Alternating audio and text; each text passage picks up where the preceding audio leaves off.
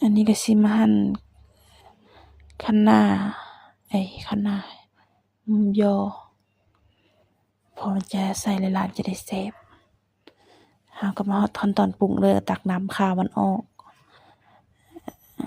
ก็ให้มันสุกๆแล้วก็ใส่น้ำปลาแป้งนัวก็ขนมไม่ใช่ขนม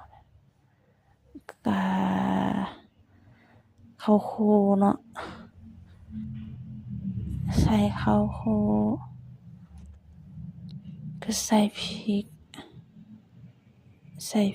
แล้วก็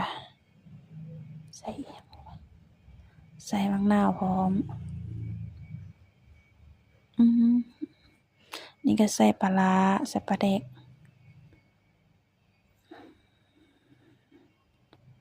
โอ้ย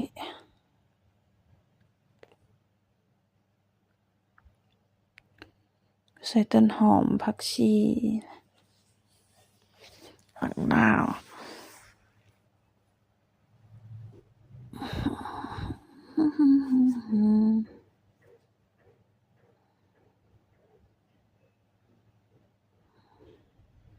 แล้วก็คน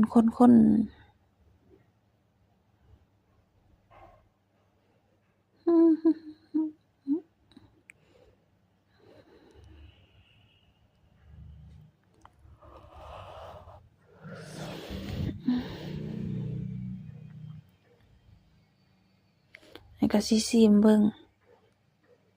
ตอนนี้ก็ยังบ่ได้อยู่มันบ่อยากนัวปานใดก็ใส่แป้งนัวก็ใส่เกลือหน่อยหนึ่ง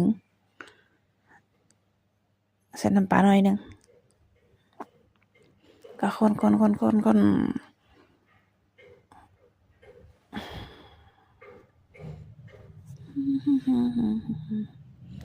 แล้วก็แล้วเนาะแล้วก็ตักออกมาใส่จานแล้วก็แตกน้ำมัน